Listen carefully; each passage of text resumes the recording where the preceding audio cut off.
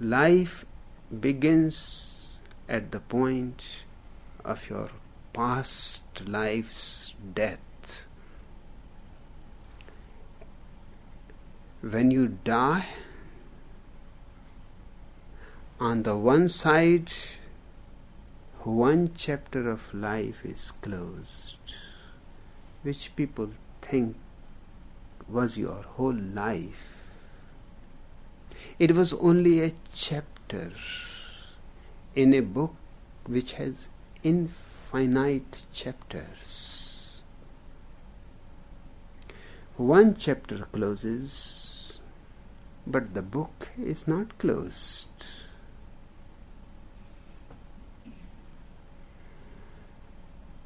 Just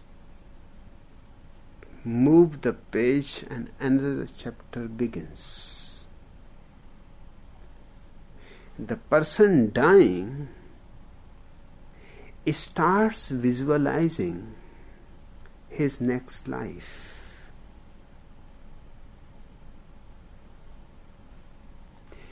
First, this is a known fact because it happens before the chapter closes. Once in a while, a person comes back from the very last point. For example, drowning,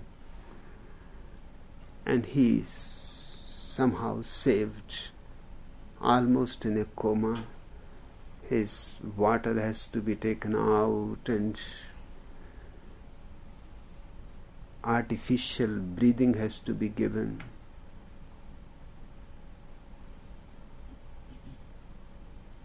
And somehow he is saved. He was just on the verge of closing the chapter. These people have reported interesting facts.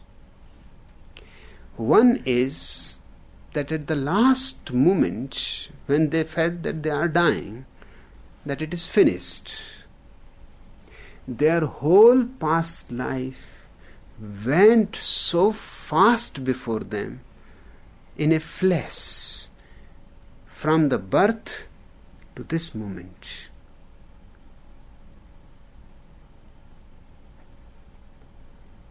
Within a split second, they saw everything that had happened to them, that they had remembered, and also that which they have never remembered, many things which they have not even taken note of, and they were not aware that they are part of their memory.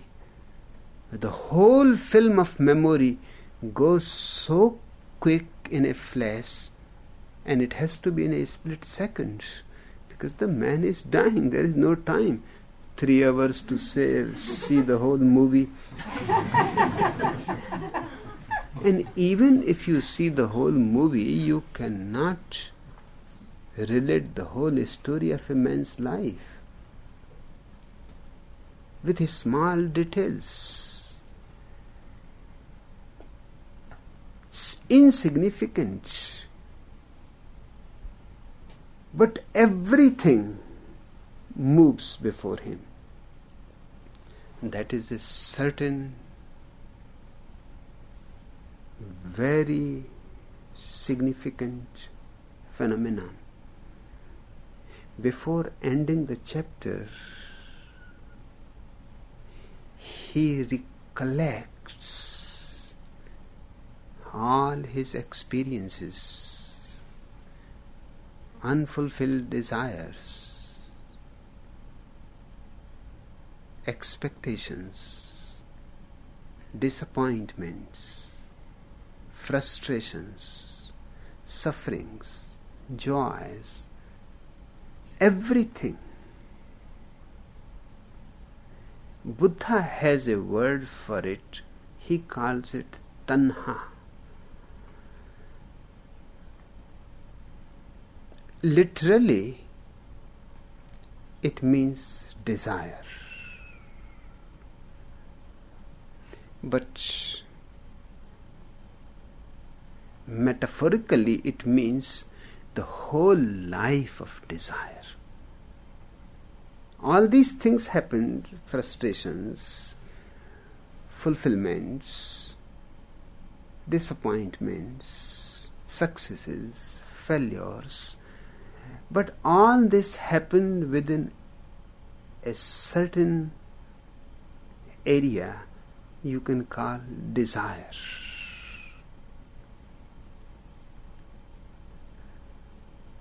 He has to see the whole before he moves further, just to recollect it. Because the body is going, this mind is not going to be with him, this brain is not going to be with him, but the desire released from this mind will cling to his soul. And this desire will decide his future life. Whatever has remained unfulfilled, he will move towards that target.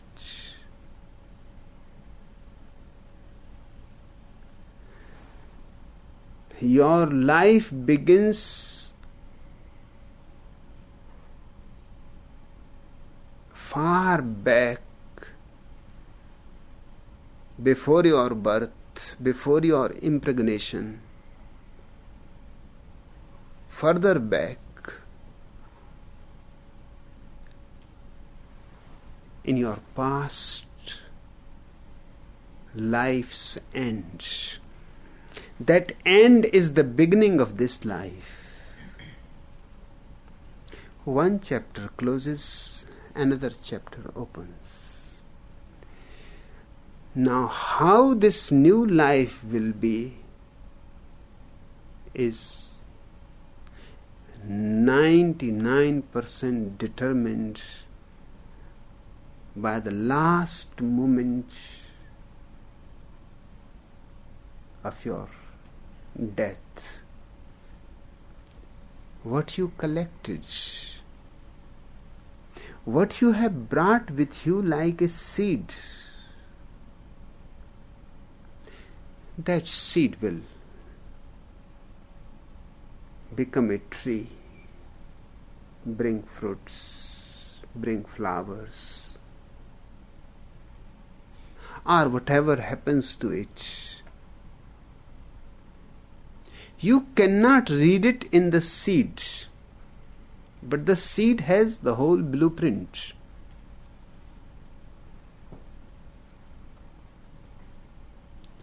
There is a possibility one day the science may be able to read in the seed the whole program, that what kind of branches this tree is going to have, how long this tree is going to live, what is going to happen to this tree. Because the blueprint is there, just we don't know the language.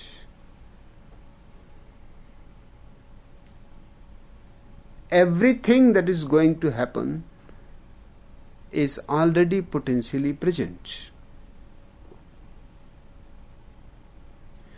So what you do at the moment of your death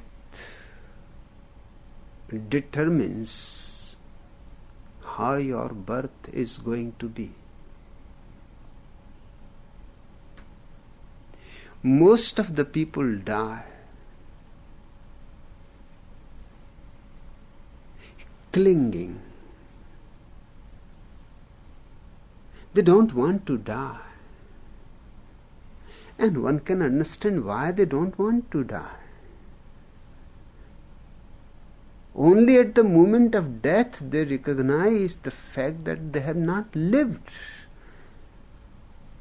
Life has simply passed as if a dream, and death has come. Now there is no more time to live. Death is knocking on the door. And when there was time to live, you were doing 1,001 foolish things, wasting your time. Rather than living it,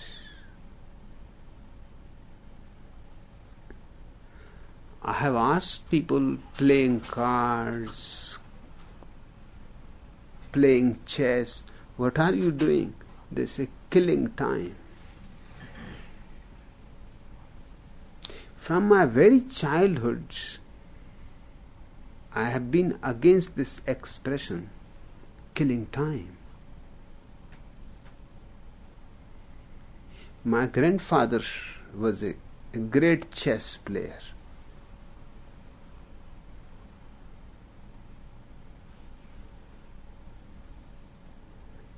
And I will ask him that you are getting old and still killing time.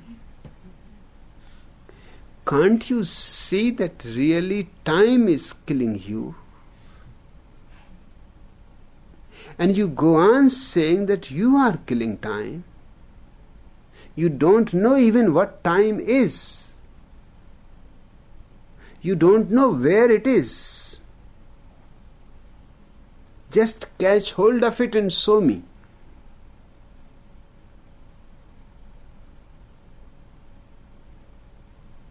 And all these expressions that time is fleeting and passing and going are just a kind of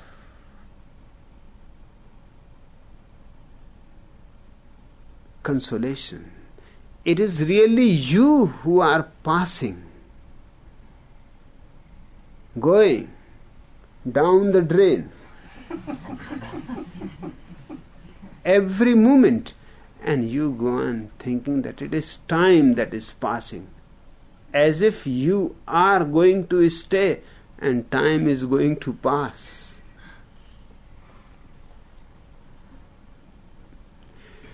Time is where it is not passing.